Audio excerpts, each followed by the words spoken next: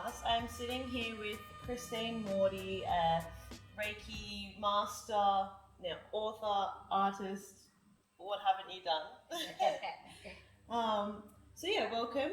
And we're here to discuss. You've written a new book, Never Alone: A Journey from Pain to Love. So talk a bit about that and everything. So do you want to introduce yourself firstly? The full breadth of what you do, because I can't do justice. As you said, I did many things. So basically, I moved, I had a big spiritual awakening and moved to Australia 29 years ago, or almost 30 years ago.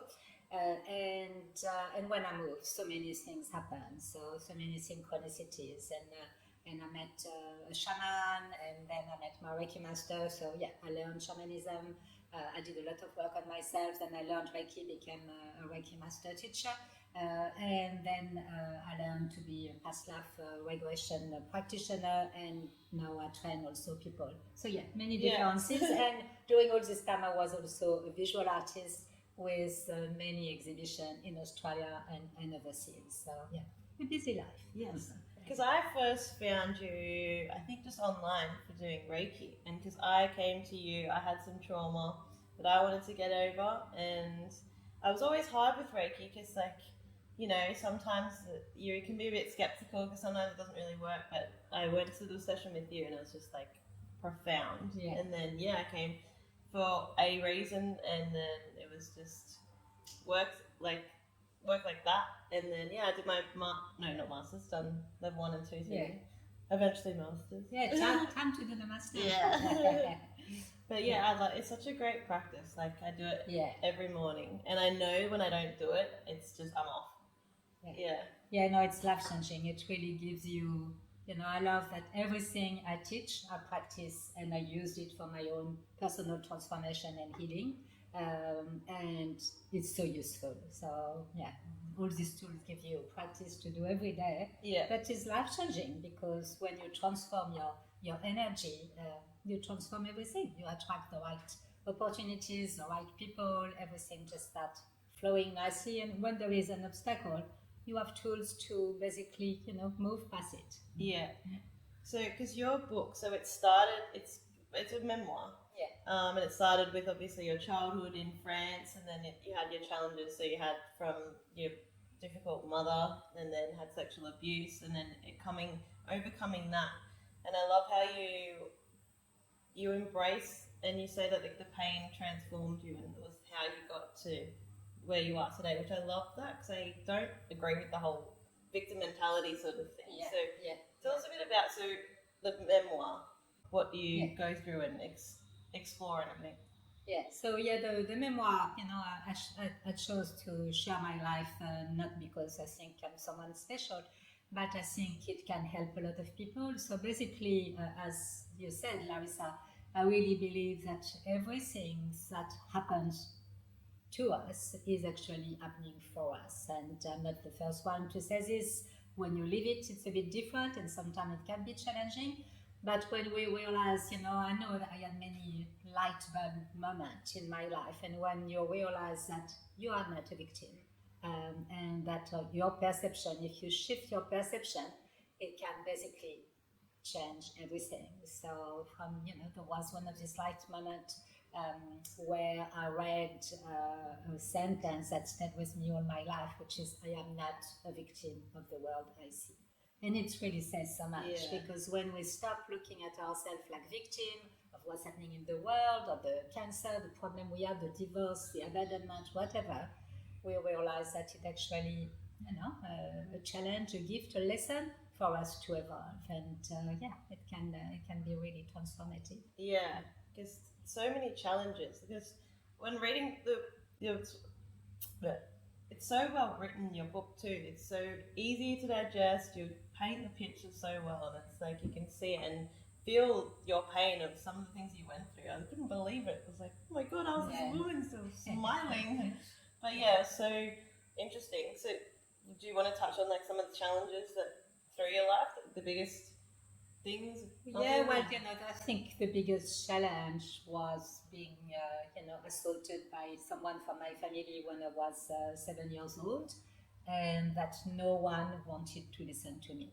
So, at the time, of course, no mobile, nothing.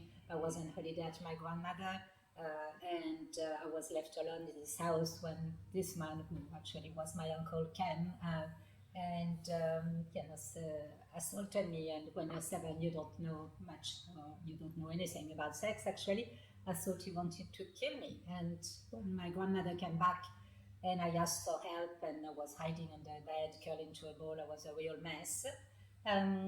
She was puzzled, didn't want to hear, to understand, and I was crying so much. Eventually, she phoned my mom, who basically told me, "Shut up! You're disturbing anyone. You're hurting your grandmother because you want to leave. You're hurtless."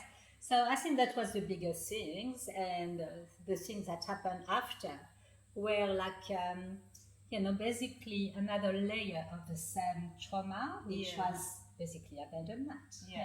That was coming back in other form because, having been a practitioner and teacher for 15 years, I know that we go through basically different levels of the same kind of pain until we are able to basically transform it and heal it. So it was, I think everything that has happened before was a replay of this very deep feeling of abandonment. My mom always says, like, life will keep handing you the same lessons until you learn the lesson. Completely, she's really right. Until you, I really often I compare our journey as if we were like a big onion, so you do a bit of work and you peel a layer and you start really feeling a lot lighter and better and you think, oh, it's done.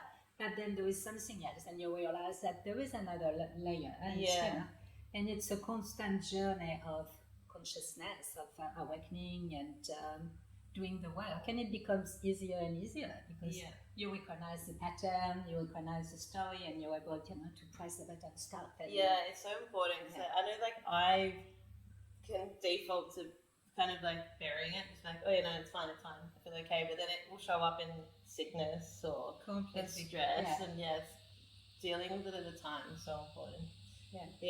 And then after you had traumatic, and then you had, do you reckon it was, because you're obviously, your accent's French. Was your mom's kind of reaction, grandmother's reaction, kind of very typical to being French? Like, no, I think it was a generational stuff. Basically, we don't talk about bad stuff in the family. We, very, we say in French, petit bourgeois, kind of up, they didn't want to, and same when I attempted to suicide. What was important is that the neighbors didn't see it. It was not that I could have died. It was, what I'm going to say, the ambulance came and everything, and it was a mess. What are the neighbors going to think? So I think you find this kind of behavior in a lot of people, whether it's in England or Italy or everywhere, It's just, image. The image, what people are going to think. And even here, I work with, with people of different ages, and very often, there are so many things we can't say. Exactly. That we can't say because we are going to be judged, or because, our friends or family are going to think we are dumb, whatever, And I think it's really quite a common attitude. But of course, because it was, it was a long time ago, I think we were even talking even less of, and my mom was, she was difficult, but as you know, because you write the book, she was not loved herself. It was a kind of a lineage story where women didn't choose to have children, they were not loved, they were unable to love. But basically, even when her older sister, got pregnant with her first child, my mom didn't know how babies were born, and she was 20. Whoa! So a lot of stuff. She was sent very early in a school which was run by nuns, and it was a boarding school. And of course, you don't talk about sex. So she had this absolutely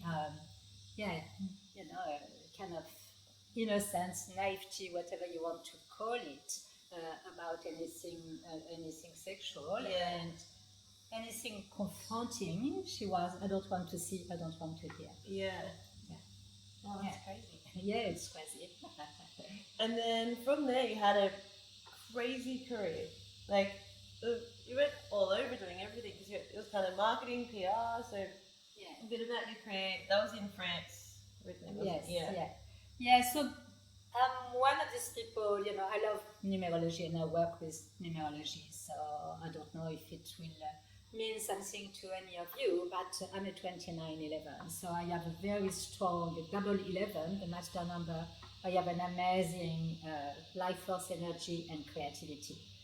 So basically, I feel like I could do anything. And there's a double creativity, double confidence, and when I love something, I believe I can do it, which is probably very lucky. So I started by fashion designer without studying because I didn't think I needed to study. And my father was working in the fabric industry, so since I was very little, he was bringing pieces of fabrics he really loved. And my mom would, use some, but he was giving me his favorite one. We had this silent and complicity. And I was making stuff with them, So for me, making some of my clothes and then all of my clothing was natural. And I was also, I studied psychology and I worked with children as a specialized educator because I needed to understand my trauma and I wanted to help children. It was a path of healing myself. And during this time, yes, I was doing a lot of fashion design and a lot of painting on timber at the time. And at one stage when I started to live with the one who became my husband for quite a long time, he looked a bit at me and he said, your paintings are nice, the clothes you do are nice, maybe you should choose something. I said, okay, let's choose fashion. And it worked. So I put my money in hiring a stool to the big fashion show. Why start little? You can go with big ones.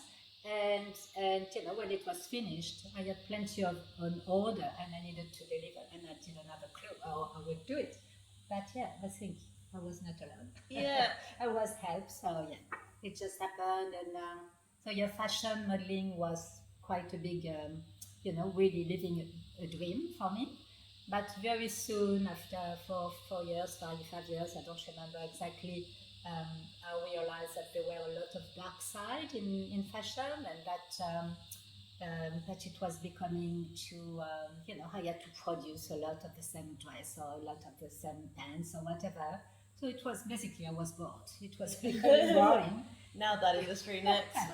Exactly. And the next thing came really organically because being a fashion designer, I had met many journalists. And then my ex-husband would launch his own company, 2911, like me, very creative as well, asked me, if I wanted to do, to launch some of this project with a journalist and to basically do his PR. And, I was pregnant, actually. We were having our first daughter. And I thought, okay, easy. And I just went to see the journalist and presented the project, asked how to do a press release and photo. They explained, and before I knew it, I had launched a PR and event management company, which lasted for something like 15 years, basically, until we left to settle in Australia. That's crazy. You're kind of like the Martha Stewart of France. So she had all these little inventions.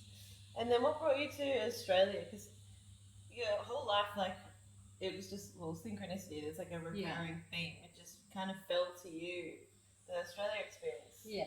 So Australia, the big spiritual awakening I had was in Africa, in Sierra Leone.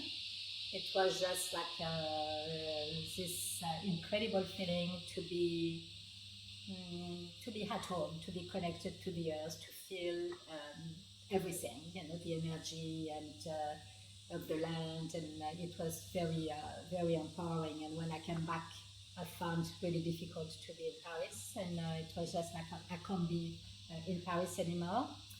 And of course, synchronicity.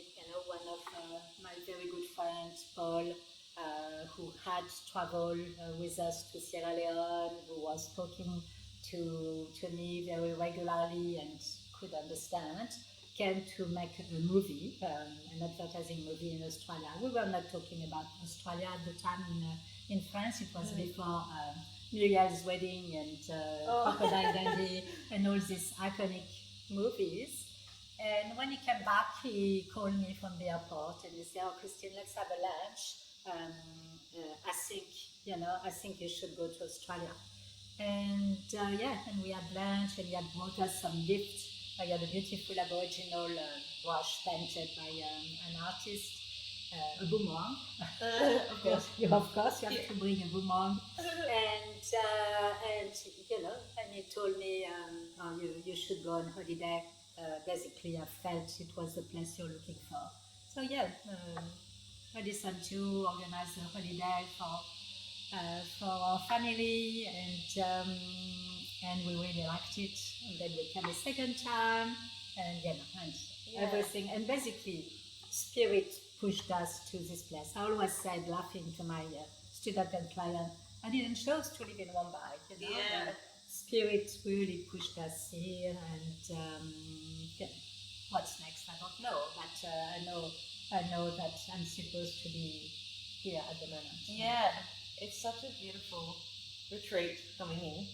So you started with learning. When did you start Reiki? Was that through your dad's passing? No. Well, I started.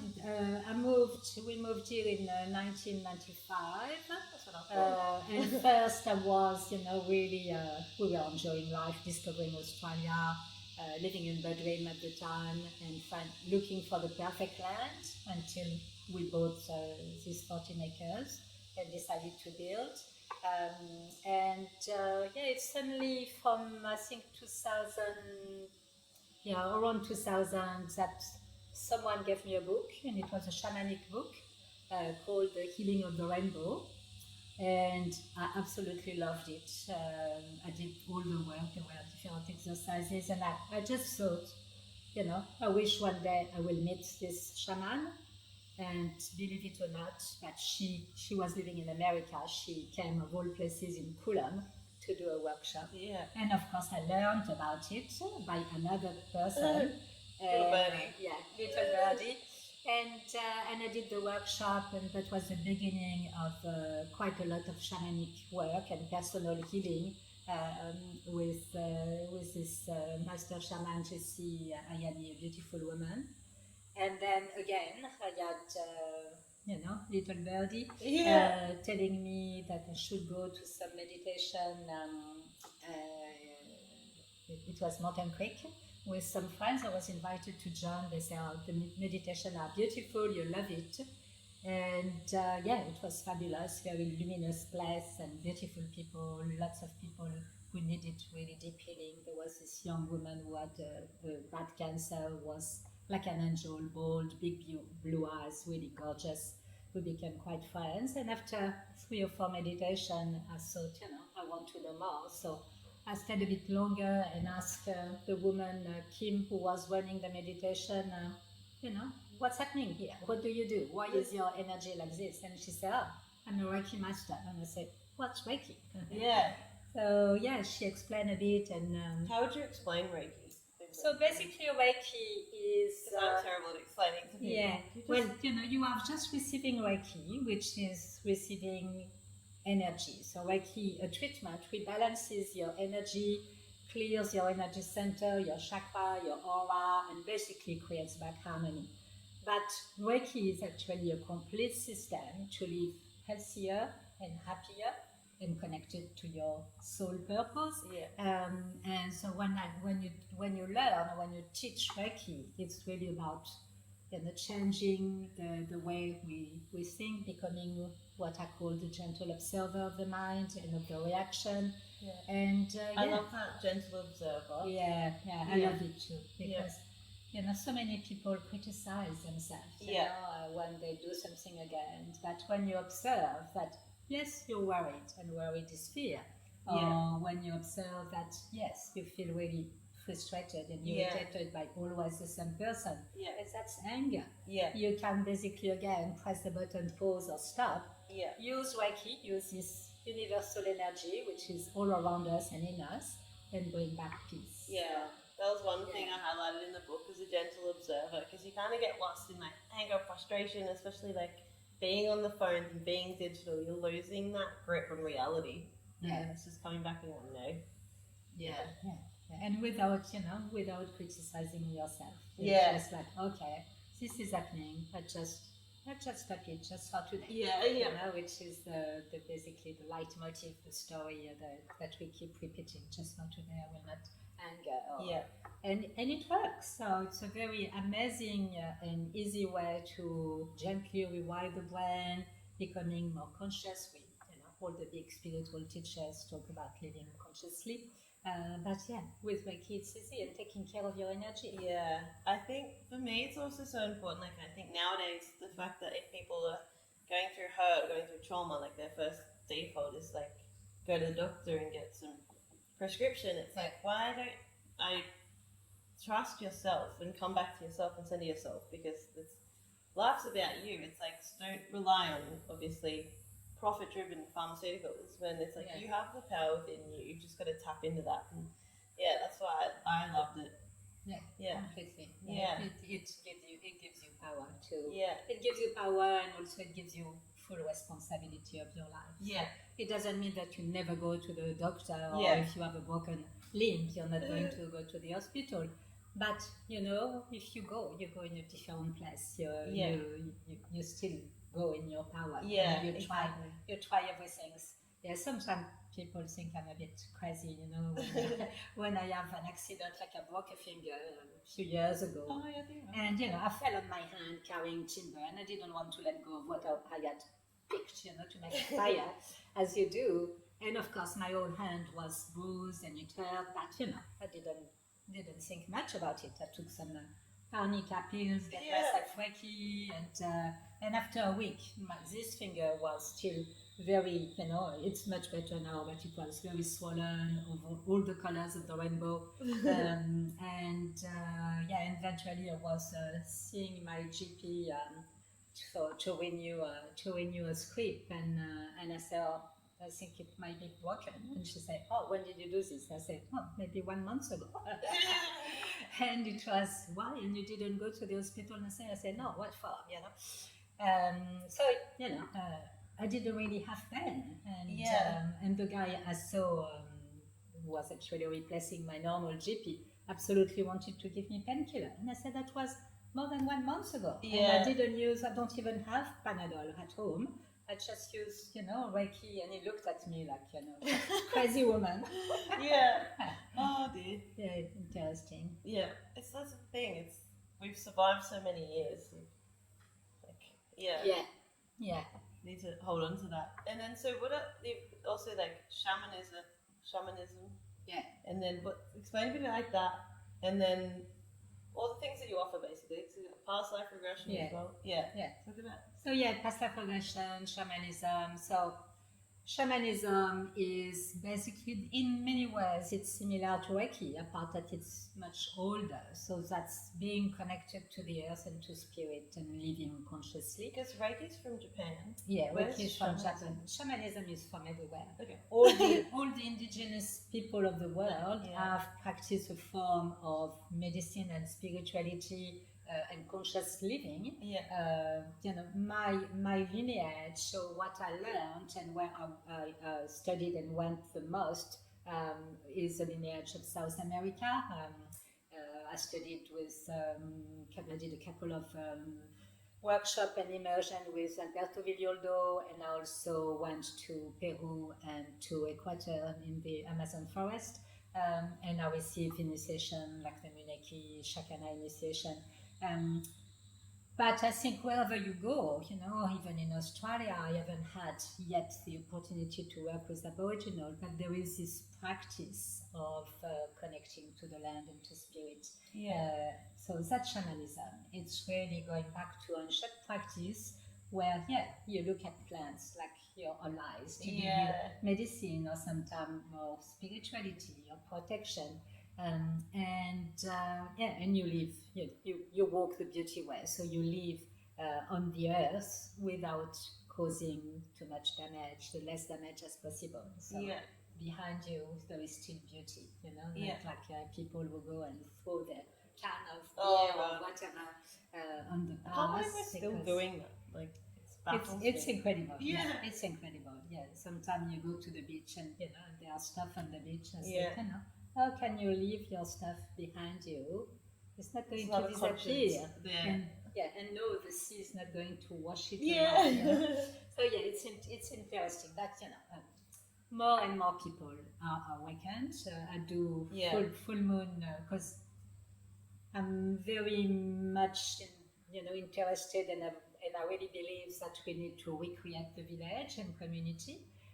So I do community event like every month. There is a full moon fire ceremony, and it's really nice because people come. We do a shamanic practice which is open to everyone. I have even often children coming, and we recreate the circle like when I was little and I was going to holiday in Brittany, the elders of the village, the neighbors, they will gather every night in a different yard, and they will share stories, or they will share food, or every night. Wow. It was not television, and everyone is cubicles, alone with their problem, and no, it was every night there was something, and I just loved it. So here I do a lot of events, but there is this monthly event that is really important for many of the people who loves coming here, where we sit in circle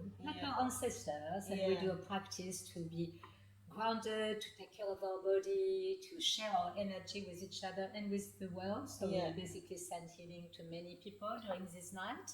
And then we share food and chai and conversation and business cards and good addresses and everything, and it's fabulous. So it's a big part of what I want to do. The Reiki community, the shamanic community, and a lot of them come to both because it's not it's really a very open space. So, and then what else do you offer? So past life regression. So it was, again, spirit, the little bird talking to me. It just happened. Well, I was always interested in past life, and I had myself a near-death experience, and very often a feeling of déjà vu, going somewhere. Like the first time we went to Venice, I had this feeling, I know this place. And I had read in France a long time ago the book from, The book from Brian Weiss, Many Lives, Many Masters. And at the time I was PR, in PR person.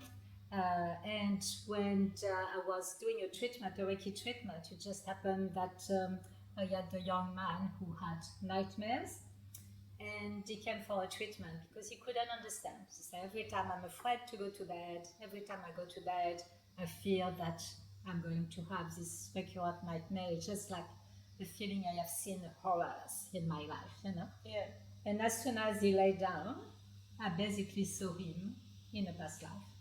And he had blonde hair when normally he has black hair, and he was a soldier dressed with the uniform of the First World War. And it just shook me out of my skin almost. I had, really goosebumps. And then there was a kind of a fog, and when it lifted, it was in a field, and I realized there were a lot of dead people everywhere. So I cleared the imprint as much as I could with Reiki. And and when he woke up, he was crying, and he told me, we didn't talk at all during the treatment, but he had the same vision. Wow. He saw himself dead, and he said, I knew I was dead because my foot was near my ear, and all my friends were dead, and he was really crying. But it basically stopped the nightmares. So bringing back to the consciousness a subconscious trauma from a past life was enough. And then, of course, the little bird spirit pushing me on my path. A few days or a week after, I don't remember exactly, but someone on Facebook, of all places, asked me to become friend, and I always go and check because, some people just want to sell you stuff, and I had this. Yeah. And I went on this page, and the first name I saw of a woman who had been also invited to become friend was Lorna Jackson, and it was written under this portrait, School of Hypnotherapy and Past Life Regression. And I said, oh, that's incredible, thank you. And I grabbed my phone and I called her. I went on her page and I thought, yeah, I need to meet this woman. I called her, and of course she picked the phone. She was, not working. And and we met, and she was Sunshine Coast as well, wasn't she? No, she was Lorna. She was on the Gold Coast. Oh, right. And they were teaching a bit everywhere. They were going to all the capital cities with her husband.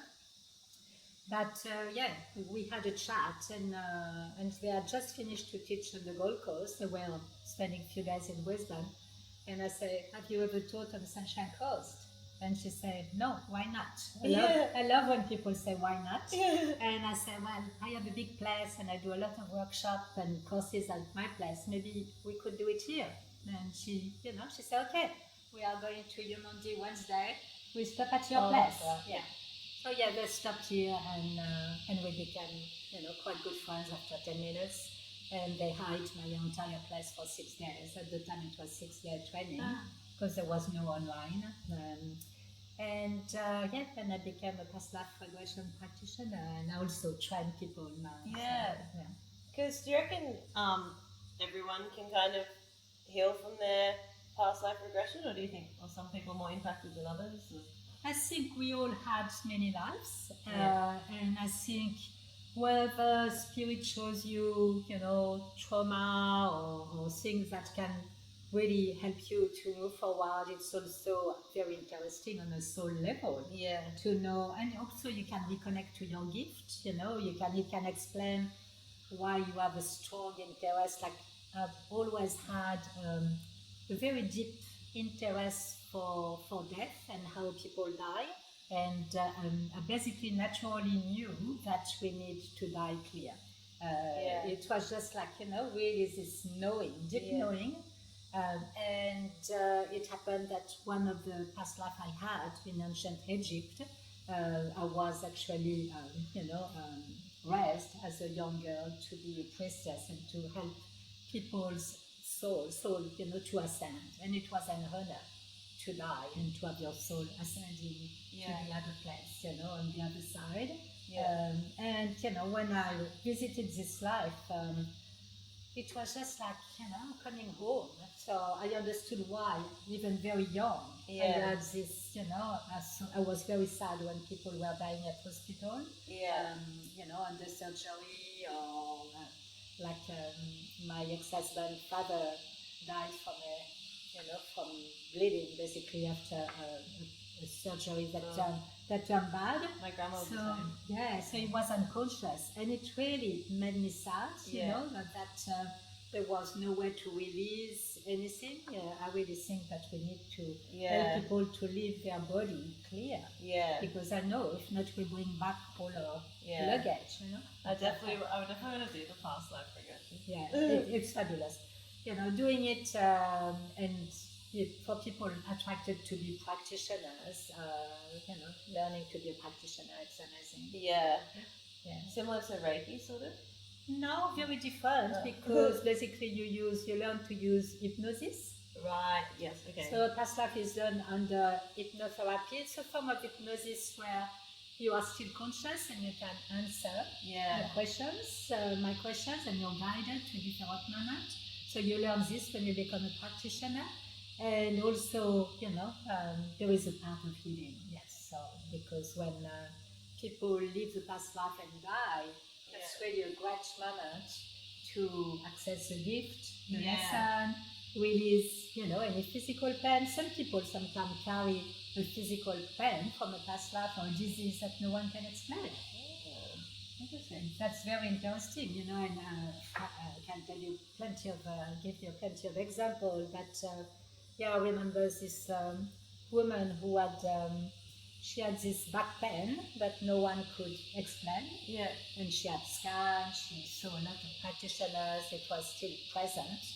And during the past life we did, a moment of the death, she was actually run over by a group of people who were, just robbing the village and burning everything. Whoa. And she was a young girl, and she didn't want to die, so she was running away, and they basically made her fall, and she, her spine was broken by several horses walking on her. Whoa.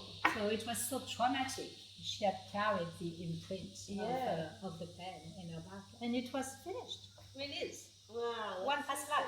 Yeah. Oh. Was that your patient or? Yeah. Wow, yeah. that's crazy. Yeah. Yeah, very often, even when people are just curious, which happens very often, they send me a message a couple of days later saying, life transforming. Yeah, oh my god. Yeah. Definitely got to book in. So yeah, interesting things. Yeah. So then you pretty much said Never Alone. It's your memoir, and it basically goes through everything, I think. And what do you hope the reader to get out of the memoir? So basically, I hope that the feedback that I have is very positive to inspire people. Yeah. To inspire people to listen to their call, to, if they want to change career. You're not born to be a slave and stay in the same office if you don't like it anymore. Yeah. Explore all the different gifts that you have, and also realize that if you had any trauma, whatever, it's a disease, being abandoned, being sexually assaulted, being bullied, everyone has something, a mountain to climb somewhere. Do the work, because you're not a victim, you don't need to carry it, and if you change your perspective and find the gift of everything that happens to you, you will thrive, you will become, what we call an enlightened person. So basically, by sharing my experience, I hope that it will be the little push to help people to say, why not? And it was a nice, it's a check-in. Yeah. And I think it's full of hope, because from difficult beginning, that, I carried for quite a long time and kept repeating several times in my life.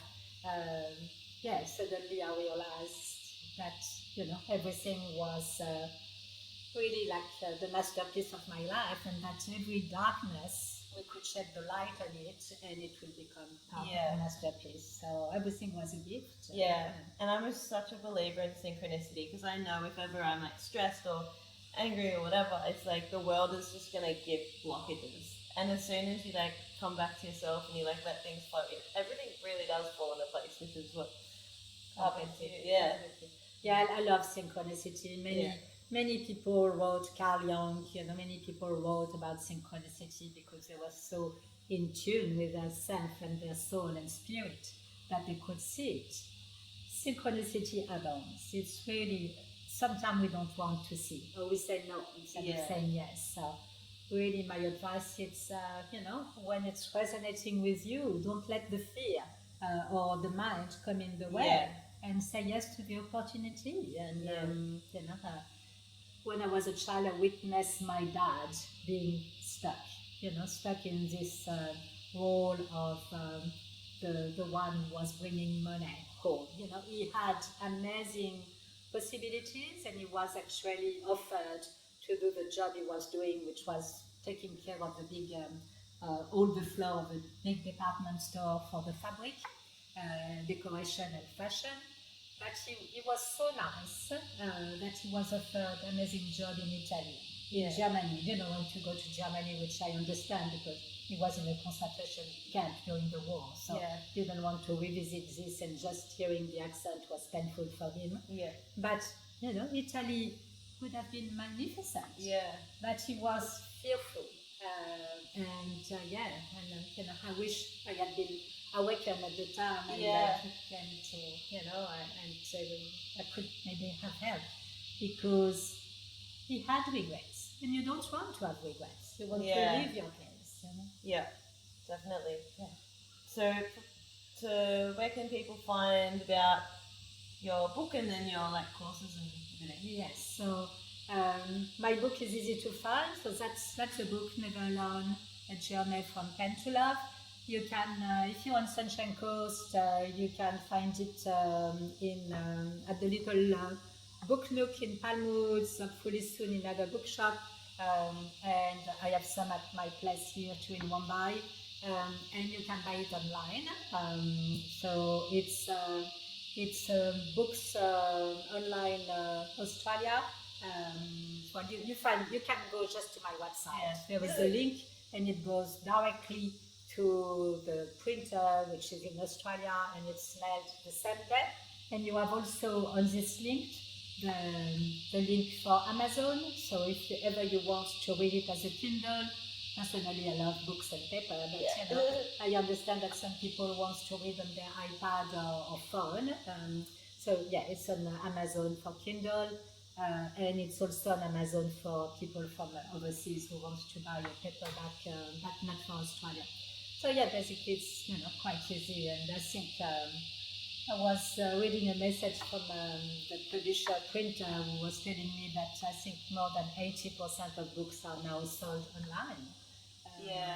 It's a bit sad for bookshops. I love bookshops, and I hope to get into as many bookshops as possible. But it's nice to go in a bookshop and look at your own book and feel, this one is for me. Sometimes we are also inspired to buy books online. I only buy books in the flesh. So if you go on my website, which is livinginspired.com.au, you will have the link to buy the book, but also all the workshop and treatment that I offered, and if you have any questions, feel free to come back to me. Yeah, definitely recommend it, because it changed my life. Definitely helped me get to where I am now, and the book was amazing. Thank you for writing it. Thank you. Yeah, I'm happy you enjoyed it. I had already few people, because it has been released recently, but I think I had already 4 people writing their review, and more to come, and people sending me text messages saying, it's a roller of emotions, but I loved it and I feel so inspired. So that really makes me happy. Yeah, I love it. Yeah. Thank you, Larissa.